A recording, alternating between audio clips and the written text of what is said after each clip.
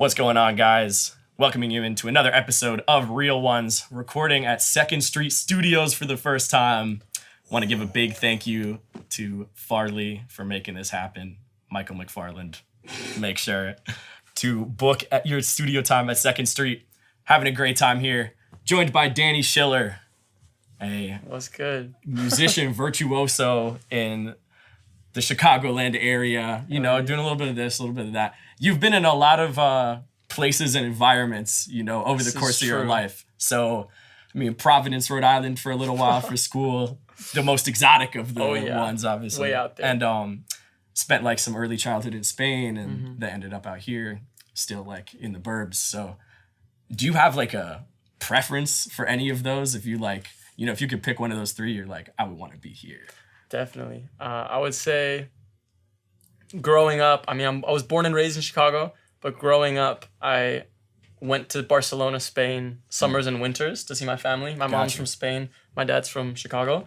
So I would spend a lot of time out there. And I think I'm a little bit biased because anytime I would go there would be vacation. So I wouldn't have any like school or like work or any shit like that.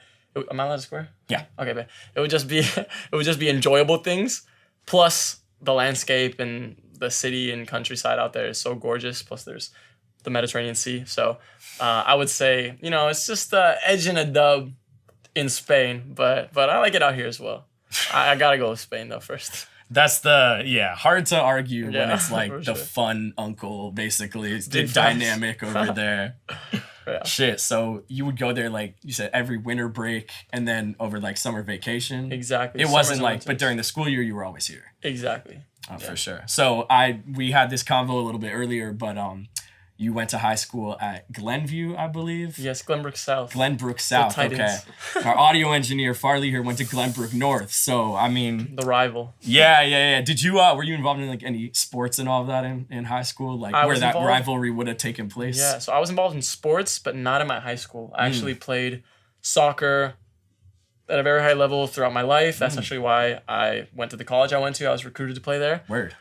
So I actually wasn't allowed to play on my high school team because I was on a U.S. Developmental Academy, which is basically like a nationwide spanning league. It's kind of changed names. I think it's called like MLS Next now. But I was on an academy, and they didn't allow us to play on high school teams because we had a year-long season, basically. Right. So, I wouldn't trade it for the world because it got me to where I am today. So, but it would have been fun, to beat the shit out of the Spartans over there. I'm dead. So, like, it's a full year season, right? Where were you making the time to, like, get involved in music? That's funny. So, I actually, in terms of making my own music, I didn't start that until 2019, 2020 for real. So, it's been more of a recent occurrence. But in high school, nobody really knew me for playing soccer until I committed to playing college. Yeah. Everyone there knew me for singing. I was in choirs. I took voice lessons. I was, singing in whatever shows we had. I was a male a cappella kid myself. Me too. So. Let's go. Yeah, shout out 9. That was what the group was called. I figured. But anyways, I digress. It was all music in school, at school, like academics and music at school. That's what everyone knew me for. And everyone knew that I played soccer, like they knew of it, but nobody had ever seen me play soccer, so they probably thought I was all full of shit. And then I committed to play. I promise, guys, I have this really high level. And it wasn't until I committed to play D1, people were like, oh, like you're for real. I was like, yeah, that's where I've been missing all the weekends that you haven't seen me. Right. When I have to leave school early, all that shit. Yeah. So did you have time for much of like social stuff in high school? I did my best. I would definitely hang out with friends. I'd go to like football games and stuff as much as I could, but it was definitely a grind. Like looking back, it's a bit absurd, the schedule that I had. And I feel the same way about like what I did over the course of a day in high school. It was like wild. It's nuts. Yeah, but I would say all in all, I was still able to hang out with my friends a good amount.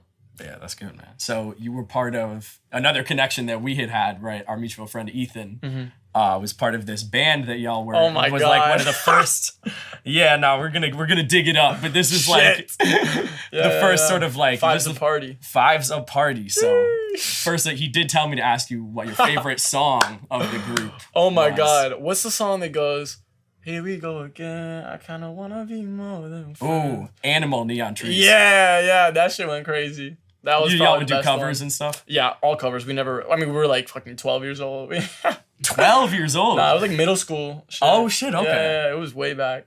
Wow. So that was an interesting. I didn't really pick up on that. That's like half yeah. your life ago. Yeah, it's been a minute for sure. about. But yeah, it's funny that COVID kind of brought us all back to our hometowns, I feel like, at least for a bit.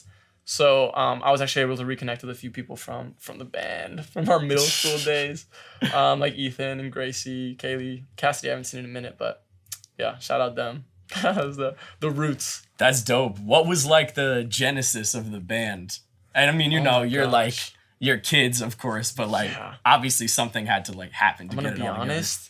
I don't remember that much of my life, and I feel like I blacked out most of my life pre a certain point. Like maybe I actually do that too. It's like the point where you become like a real human person or whatever. Like, okay, I had no agency at this point. It gets I'm gonna just forget about later and later every year. I swear. Yeah, I think that actually occurred. It was the genesis of it was that Ethan and I, for a talent show audition in middle school, played Break Even by. What's that band called? The Script. The Script. Bangers. That's crazy.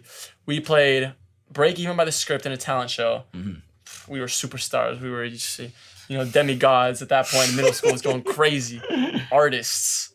Manifest. And after that, I think we just went to the next thing. I think we needed a drummer, I guess. So we hopped another person in. Then we got another guitarist. And then we got the bass player. And then we did like talent shows and stuff, but we also did like block parties. We nice. found our niche. It was also funny because the parents were like semi-running it too. Like they were organizing our gigs and things. I was like, what is going on? And yeah, that was fun.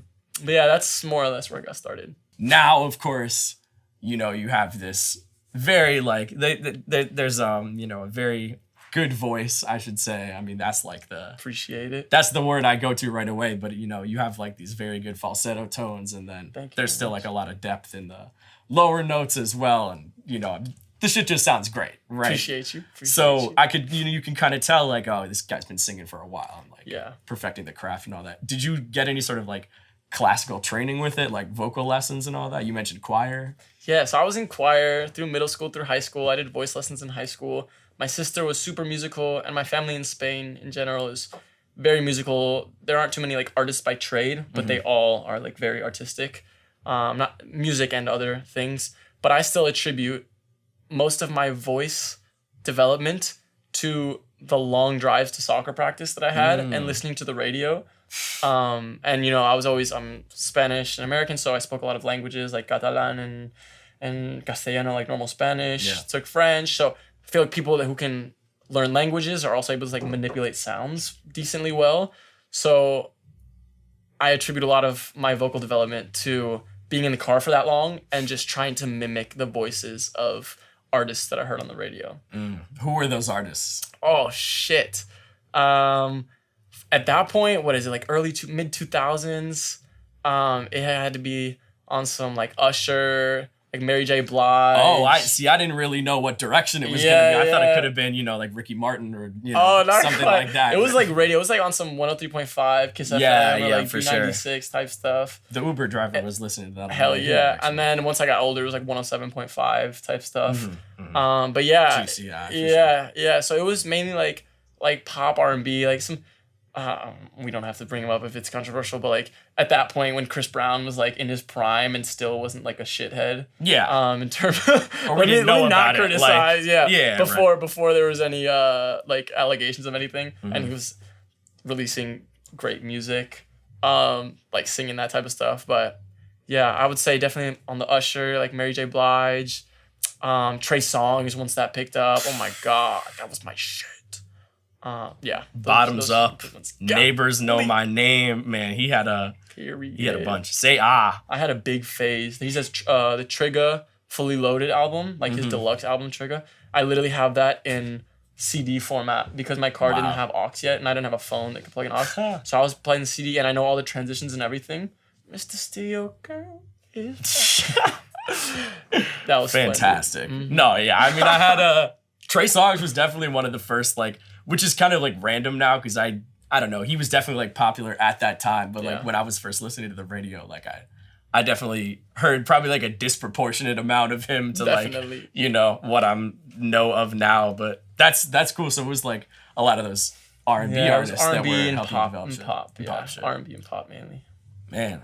So, now obviously your sound sort of like, how would you describe it? Before I come up with course. words, right? What would you say is like? My first thing that I always start with is that genre isn't really real anymore. Like Yeah. at this point, there's so much fusion between things. So a lot of times I think if I can get someone to learn about a new song or new artist or new style of music through something that I make, through something that I make that's a bit more palatable, then I am achieving my goals. Because I listen to a ton of music and I take a lot of pride in it too, like almost on some history shit. Like if I want to learn about something, then I will delve into that artist very deeply or that style, that genre, and learn a lot about the history of it because that's fascinating to me. So, I studied international relations in college, so I think that might have something to do with it. That's just an interest of mine, just like history. Looking out to like the world. Exactly. And shit. And just how it applies socially to different people, different places. So applying that kind of almost research in a way when I kind of obsess over a group or a style or a genre or anything like that. And then I'll kind of take bits and pieces as inspiration and try to put them into my music. And I do that very intentionally. Not all of them are super obvious, and some are super obvious on the other hand. You say a lot of different elements, influences from all these different Yeah. genres. There's some that, kind of jump out at you, like maybe the comparisons to like Kuko or Omar Apollo, but For sure. what are some things that you're doing when making the music that are kind of a little more subtle that you can kind of like maybe share with us, and then we can go back and kind of listen and be like, oh, you know what I mean? Yeah. So I think one thing that I'm going to start off, especially with this project that I'm making right now, Hasta La Dorada. So this EP is going to be an 8-song guy. And it's a little bit more developed than the last one. That's 4 songs. So I'd say the last one was an EP, but it was more so just 4 singles that I put together. Yeah. This one is much more cohesive. There's an intro, there's an outro. There aren't quite interludes, but there are ends to songs that kind of flow into the next piece. But with this project in particular, a very big reference, aside from the artist you mentioned, is Tangana, who's an artist from Spain. Tangana, for people who... My accent sometimes confuses people. We have a Is list this like the Barcelona type of thing that people precisely. Talk about? But his name is Tangana, and he's an artist. He's from Madrid. He just released an album called El Madrileño. And to me, it was fascinating because it was basically like a journey through the Spanish-speaking world through music, not only through styles, but also through collaborations. Like he found a lot of, not necessarily obscure to some people in the world, but not to other people. For example, there were a couple artists from Mexico who were massive in Mexico, and people in the US might have never heard of them, or people who in Spain are legends, but people in Latin America may have never heard of them either. Yeah. So that's, like I was saying, the kind of connecting of it and bridging gaps. I was super inspired by his album, El Madrileño. Yeah. El Madrileño, which did a lot of that. So through this project, I try to do a similar thing. And obviously you have to be very cautious and respectful because appropriation is the last thing that you want to do when you're trying to honor genres and styles and places that have these cultures. My way of honoring those things is through doing my research properly, not doing it in a disrespectful way or like using it, rather using it in a way that's kind of amplifying my own work along with the styles themselves. And something that I was taking into account was while I was traveling, because the past year I traveled a lot between different cities in Spain, LA, Miami, New York, and Mexico City. Those are the main cities I was in. While I was in those cities, I was making demos with different artists from different places. So one producer who I was working a lot with, who's also an artist, he actually has a collaboration on the project, Roy Borland, Roy Borland in English, Roy Borland. He's Spanish, but he's also has family roots in Panama, and he spent some time in the U.S. as well. So he's also, a hybrid. That's how I kind of. There's not really a word for it. But it's like it's the similar thing. There are so many people now where you have parents from different places, and you've been, you've lived in different places, etc. So, anyways, backing up a little bit and then getting more into specific things with like my own music. I can go like song by song, where I released a song called Two Eyes with Roy. Yeah. And there's there's a lot of pop influence. The chorus, I like to think of it kind of like as a Charlie Puth type chorus. Okay. With really clean vocals, tight harmonies, still a little bit R&B, but mainly pop. But we also have a little bachata rhythmic intro, and the verses are bolero style guitar plucking, so like rhythmically like that. So right there, that's already 3 things that I'm using as inspiration to create this piece, where like I don't really know of too many other songs that do that, and for me that's awesome. Like that's really exciting to me that I can fuse all these different pieces of the puzzle and create one body of work. And then an American audience that's more, able to listen to like a Charlie Puth style chorus is now also listening to bolero, which they've never heard before. There's that. And then the song I'm about to release, which at this point when the interview's out, it'll probably already be out, called Bend and Break. That one, I'm tapping into a bit of flamenco with R&B and some hip hop. So there's flamenco, almost also like Brazilian style chords, but played with flamenco palmadas, which is like the clapping for rhythm. And then we also have a friend of ours who we just had him record a WhatsApp voice message and send it to us. He's kind of like our sample that we use, that he sounds like an old, passionate, soulful Spanish man. I que te quiero! He's just like screaming that in the background. And we just kind of turned it into a sample. And that's there. But at the same time, the hook is almost like a rap chant, like a hip hop chant in a way. And then there are a few other songs as well, like by the end of September, has some bossa nova, rhythmic guitar playing with trap in it. And so all of that is very intentional, like taking these 2 or multiple things and combining them in one. And also through the fusion of languages, like I go sometimes, some songs are fully in English, some songs are fully in Spanish, but some are fluidly between both. But all of those are not necessarily choices being like, now I want to do this, but more so like, now I feel like this should come next. And then not being afraid to be fluid in those changes. The fusion of all of these genres and stuff to create something new that's definitely kind of like where music is headed in general. Yeah, like the breaking down totally. of genre barriers. So it's like, props to you for like recognizing that and wanting to incorporate it. I feel like when you talk about sort of like introducing sort of like more of these like from various Spanish speaking countries, different styles, and kind of like blending that with stuff that's already kind of more popular in America, that a little bit reminds me of how I felt when I first listened to Heartgaze, actually. Which is interesting. Sure. Shout out Clem. So I never know how a Clem song is going to sound when I put it on at this point. And I feel like, maybe that's the experience you're going for when this EP comes out. Yeah, I definitely want it to be a bit of a journey from start to finish. Yeah. Like the intro was big inspiration by the Marias. They have an intro in their project, which is like very cinematic, orchestral sound. That project was so amazing, that album, Cinema. I loved it. One of my favorite plain albums. Oh, so because you can, of course, sit with it and relax, but it's also like it can really just lull you 100%. Into being calm and shit. Yeah.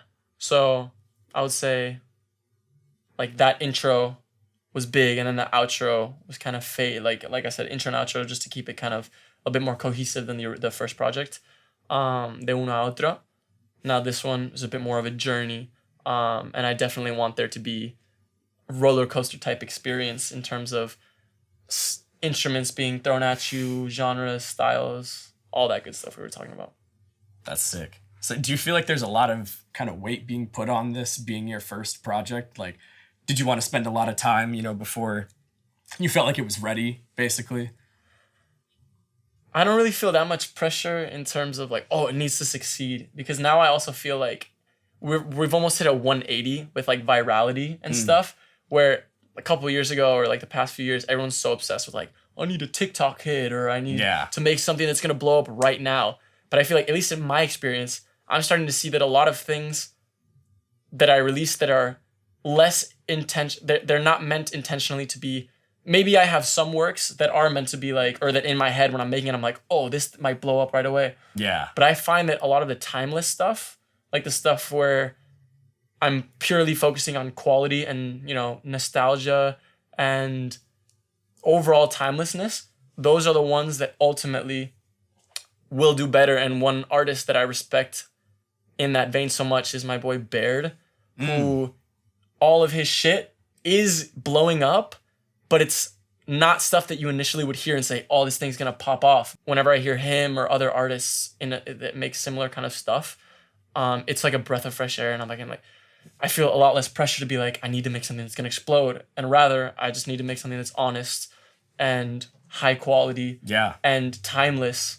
I don't feel pressure because I feel a lot of the stuff I'm making, if most of the pressure we're talking about is pressure for it to perform well in terms of streaming and numbers and stuff, I'm at a point now where I no longer really need one song to blow up. Like I've been loading up a lot of stuff.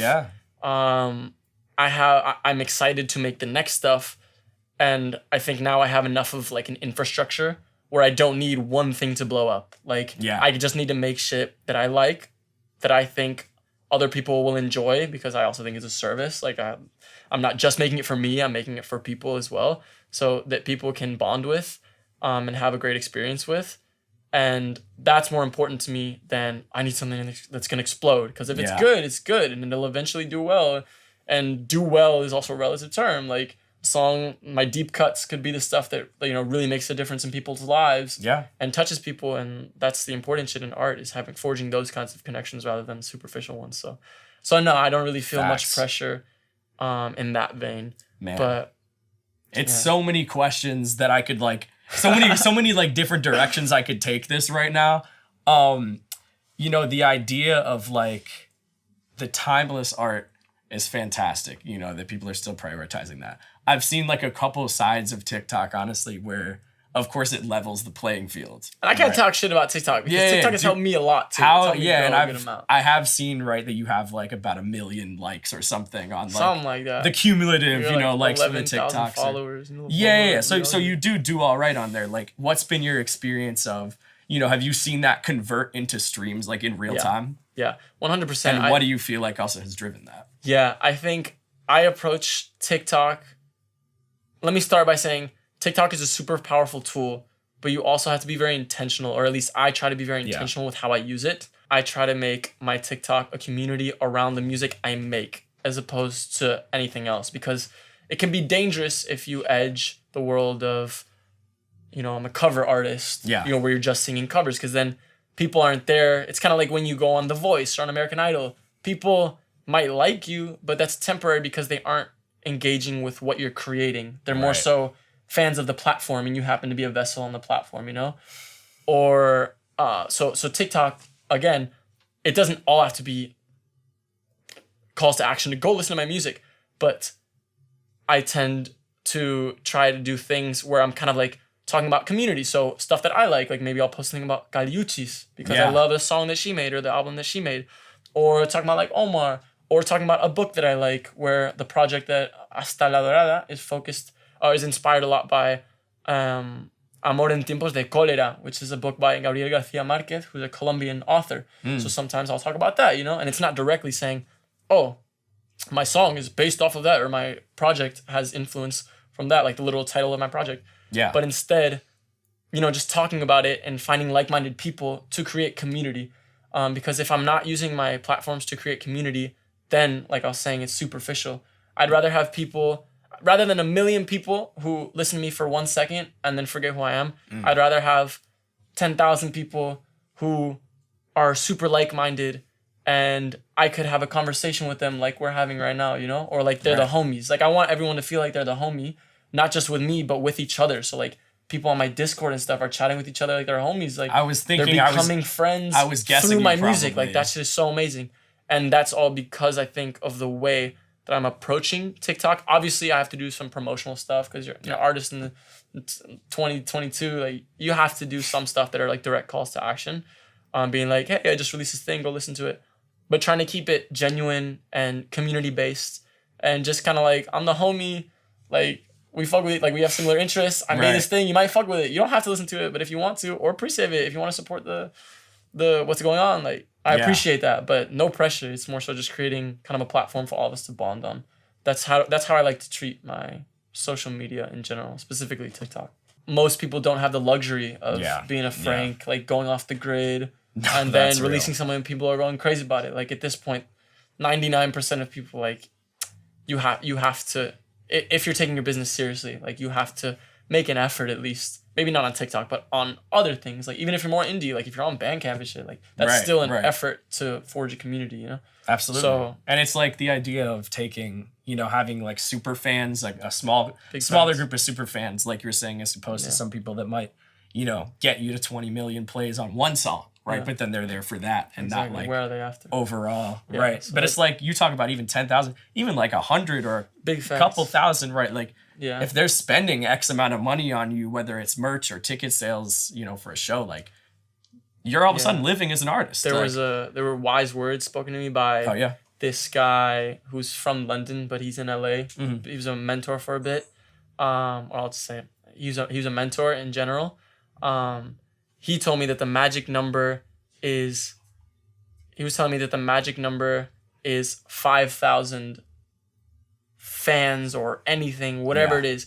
5,000 of anything can last you an entire career. Yeah. So if you think about it like that, obviously everyone's pushing for, I need millions. It's really not that deep. If you have 5,000 people that, if you think about it, because these are not my words, these are his. Right. If you think about it, 5,000 people who are buying your merch when you sell it, who are buying tickets to concerts when you're performing, even if they're or spread streaming, out. 5,000 people listen to your shit 10 times.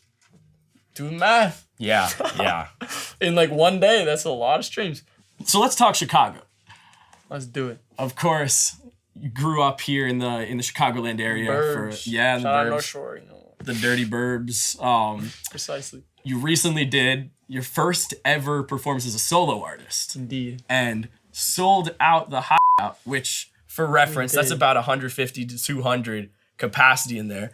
Very fucking well done. It was just you and, you know, CC Matavia and then a couple others, you know, Dane Schiller and friends.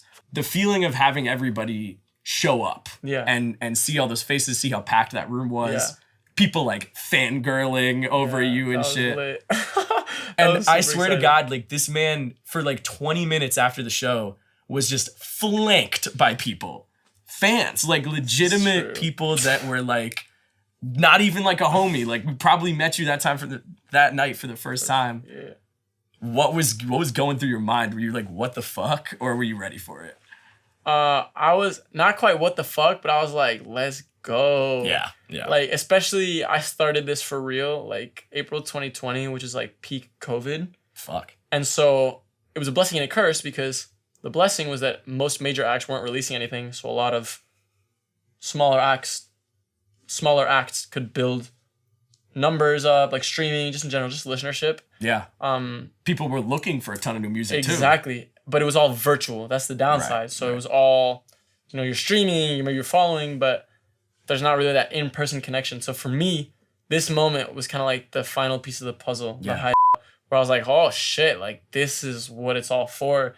Because, you know, you can get caught up in social media and streaming. Like it's all numbers at the end of the day. It's all subjective shit. Like you have less control over all that. But one thing that you can't fake is genuine connection between people, between you and people who value what you make, between you and people who maybe listen to it passively, but maybe were dragged to the show, you know, something like that. Anyways, regardless, like being able to see that person and give them, it's kind of like alchemy, you know what I'm saying? Like you created something and it was all fake for a while. You're like, oh, streaming, it's in the cloud.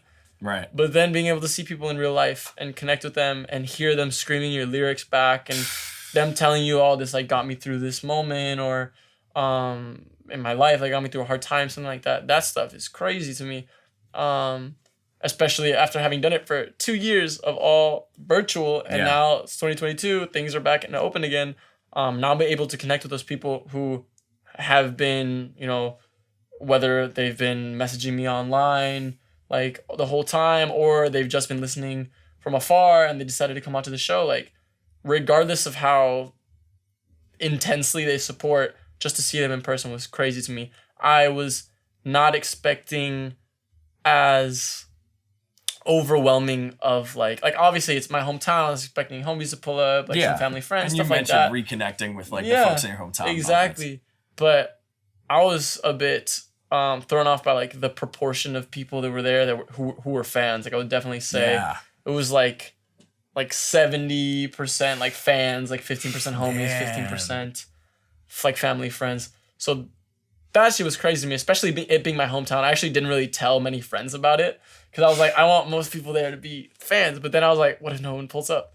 And then there's always the exactly. worry. And then it worked out in the end. You know, sold out. Being able to meet everyone at the end, everyone was so excited too, and I was so excited to meet everyone. So that shit was super exciting. Fired me up a ton, and now I just want to perform more. Now I'm really excited to play elsewhere, not just headline. I'm trying to open for artists that I admire next year. Because to do the headliner right off the bat would be crazy. Like I gotta be on some blow up shit for that. Right. But I also think I'm really excited to open for artists that I fuck with. One, because I can learn from them. Yeah. If they've been doing it for longer, even if they haven't, just I can learn a lot from other artists. And two, like that way it's also a growth experience for me in terms of like, you know, reaching new audiences of people who haven't heard my shit. Yeah. Yeah, but mainly just that experience, dude. I'm really excited to get on the road and interact with people who listen to my stuff and people who haven't but might fuck with it live, you know? Right. I'm very big on like every listener matters or every person matters because obviously when you're stuck on like social media and shit, oh, it's like one more follower. It doesn't really mean that much. It doesn't really mean that much in the grand scheme of things, or so you think. But when you actually think this is one person who is like a real human being, not no bot shit. Like it's a real human being who's listening to what I make and it makes their day better or it makes them get in their bag and get emotional. Like, and they care enough to come out and buy tickets to a show. Yeah. To see me, like that's insane. Like if you actually think about it that microscopically, like that shit is priceless. So for people to kind of neglect the idea of one more person and be upset that it's not a million people is like, come on now. Like if you don't remember, you gotta remember why you're doing it. As far as like acts you would want to open for, you know, like coming. what are the who's on your bucket list? Or you're I would love to go into. I have a few. The Marias, I would go crazy to learn from them. I just love what they're doing so much from an artistic standpoint. Like in what they make, how they curate all of their art, not just their music, but their visuals. Maria's fashion is insane. All the creatives they work with as well, and like visuals, all that. The Marias, Omar, I would go crazy to open for him too. Midwest boys. Indeed. You heard it here. Indiana, Chicago link up. Period. That would be awesome. Ambar Lucid, I would love to open for Ambar. I actually saw her live. She's so amazing. I think she's a little slept on right now. Yeah. In terms of like, obviously she's I've heard the she's name. Streaming numbers. But she's gonna be huge. She's still really young too, and I've seen her like grow a little bit too in terms of her live performance. So I really admire her, and I would love to open for her. Who else? There definitely lots more artists. That's a really solid three. Those three are pretty solid and realistic. I feel like in terms of like what we're making, like in the same world. As for like the Chicago scene, you know, you mentioned like a few artists, of course, wanting to open for in like the national picture, but who are you really rocking with around here? I know Heartgaze, of course, played piano at that this is true. At that Hideout show. CC opened, of course, but who else have you been listening to around here? It's actually interesting because even though I'm from Chicago, in the past 5 years, I've actually spent like very little time here. Yeah. So I was actually Rhode Island for a little while. Exactly. In terms of developing my musical network or just my music of artists, I had way more of a network established in like LA, in Barcelona and Madrid, in Mexico City, in New York, Miami, etc. But Chicago, my hometown, I never really was living here like as an artist, you know? I was here as like normal Danny, like on my school, friends from home, like being home shit. Like I wasn't like out here like grinding like that in that world. Yeah. But after coming back here in March, I was like, okay. What year? Of this year. Okay, for sure. March. I was planning on staying here till June. And then I tore my ACL playing soccer. Fuck that. Is that why you didn't go pro? I chose the music route as opposed to the soccer route after graduation. So that was 2020. Got you. But I was just messing around with my friends, tore that shit. And then I had to stay here for way longer because I had to get surgery, and now I'm like right. undergoing PT and stuff. So The injury after the college career is interesting. It's absurd. You usually hear the other way around. 4 years D1, no blemishes on my record. Like literally did not miss a game. Damn. And then fucking around with my friends. I do this stupid shit. Anyways, this injury kept me in the city for way longer than I was expecting. So I was like, all right, if I'm gonna be here for a while, let me see what's going on musically, because I always pass through and I've never spent enough time here to like get to know artists and collaborate with people here. So I went out to a show of this guy, Ariel in the Culture. Yeah. Who's also like a Latin prom night? Yeah. Oh, I was there. Yeah. Okay, say less. So nice. we saw each other, but we didn't know each other.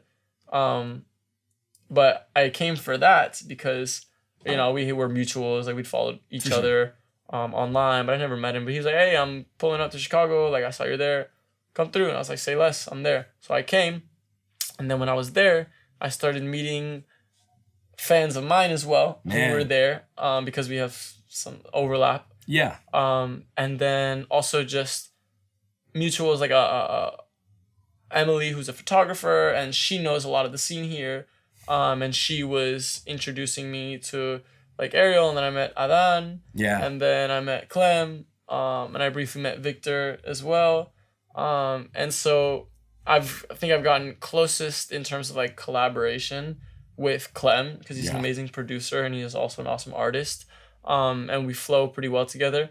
But then through them, I met like Dreamer and and St. Louis, etc. That whole gang, Antonio. Sick. Yeah, so dope. So through the Vine, met all the homies, and there's still people here who I'd love to collaborate with, who I've met, but maybe like we haven't gotten too close, that I would love to work with.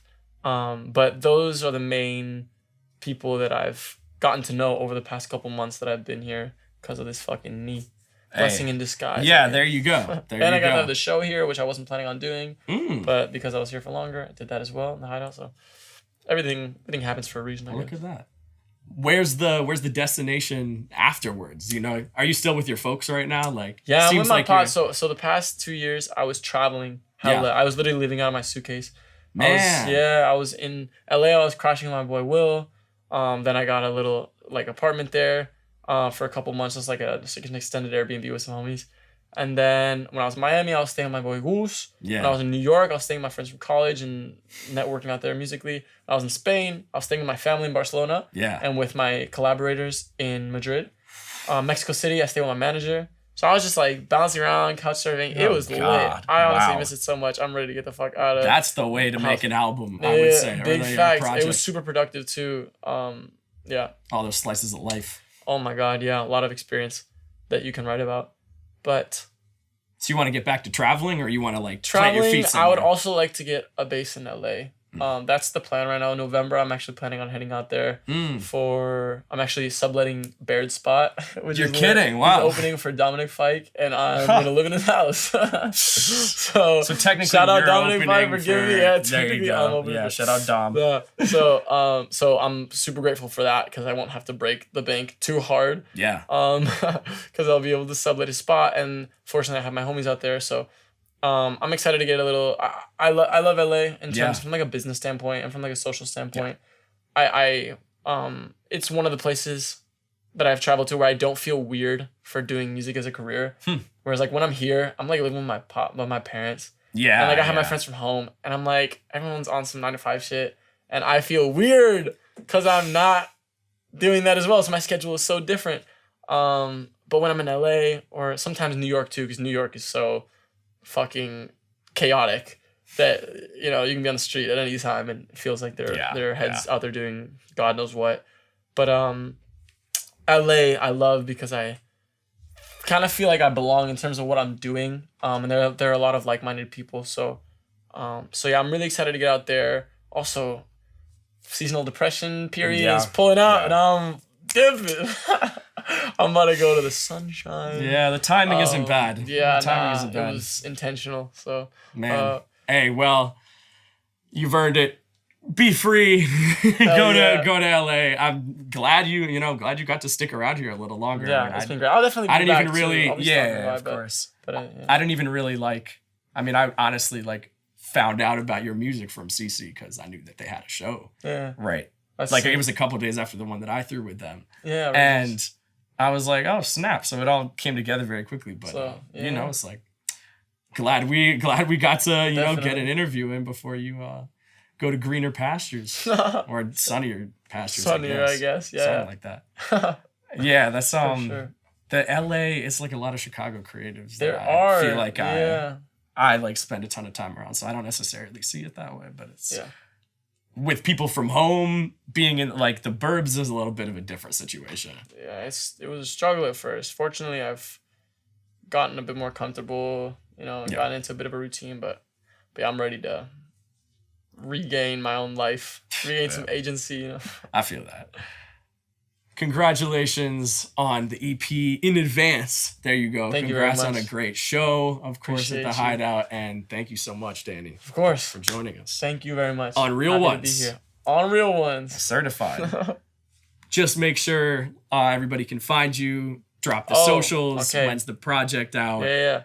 In case people, are just now Of course. tuning Just not in. getting hip. Yeah. Of course. I'm going to pan in here. Do it. On Instagram at dannyschilla, SCHILLA. On Spotify, Apple Music, any other platform, Danny Schiller, DANNYSCH. It's probably going to be right here. DANNYSCHILLER. And on TikTok at Danny Schiller, I think. I don't know. Just look at my name, bruh. That's all you need. You'll find it. Yeah. All right. We're out.